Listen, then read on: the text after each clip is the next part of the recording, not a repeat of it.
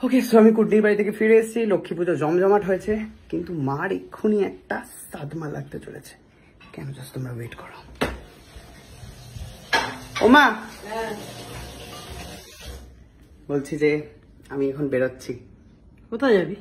এখন যাব হচ্ছে, এখন না মানে ভোরবেলা যাব হচ্ছে দার্জিলিং এ। কেন যাচ্ছি, সবাই মিলে প্ল্যান হলো। এই পুজো গেল, এই গেল, তো কি আছে? হ্যাঁ এক্ষুনি দার্জিলিং চলবে। তো কি আছে? পরে যাবি এখন? না মা, টিকিট ফিকিট ইনস্ট্যান্ট কাটা হয়েছে। সুকান্ত ওখানে মালদা থেকে ফিরছে, সুকান্ত মালদা থেকে না ফিরে সুকান্ত ডিরেক্ট ওখানে চলে যাচ্ছে, আমরা এখান থেকে চলে যাচ্ছি অনন্যাকে নিয়ে আর শিব দুর্গাকে নিয়ে। বাহ, তুমি কি যাবে, যেতে চাও? না আমি এখন যাবো না। যাবে না? পুজো আছে, পা হাত পা ব্যথা। ঠিক আছে, তাহলে এই হলো ব্যাপার। তাহলে আপাতত কিছুক্ষণ পরে আমাকে বেরোতে হবে। বেরিয়ে তারপরে দেখা হচ্ছে ডিরেক্ট দার্জিলিং এ গিয়ে। ও দার্জিলিং এ কোথায় যাচ্ছি দাঁড়াও, জায়গাটা জেনে বলছি। যাচ্ছি হচ্ছে সৌরিনীতে, সৌরিনী। তারপরে যাবো হচ্ছে দাওয়াই পানি, এই দুটো জায়গাতেই থাকবো দুদিনে। আর হচ্ছে আড্ডাহাটের হোমস্টে। ওকে, সো গিয়ে দেখা হচ্ছে।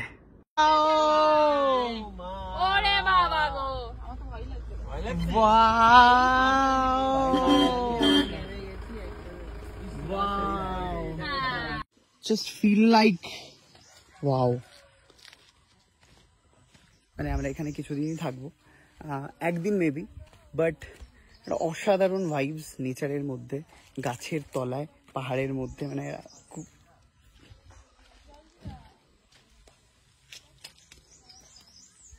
আচ্ছা, এখানে টেন্টও পাওয়া যায় বাই দ্য ওয়ে, এই টেন্টেও থাকা যায়। সো আমরা হচ্ছে প্রথমে রুমগুলোকে দেখে নিচ্ছি। সব ওখানে হই হুল্লো করতে করতে আসছে। Addahaat, wow, very nice. পুরোটা বাঁশের, বাঁশ না টিন। বিশাল বড় বাথরুম, অসাধারণ রুম।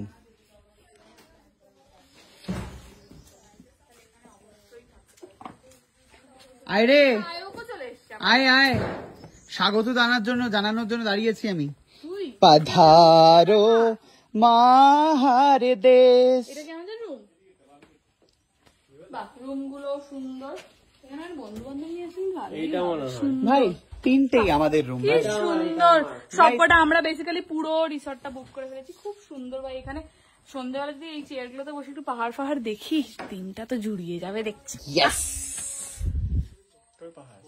তো আসার সাথে সাথেই আমাদেরকে সুন্দর কাপে করে চা দিয়েছে, যেটা আমি একদমই খেতে পছন্দ করি না।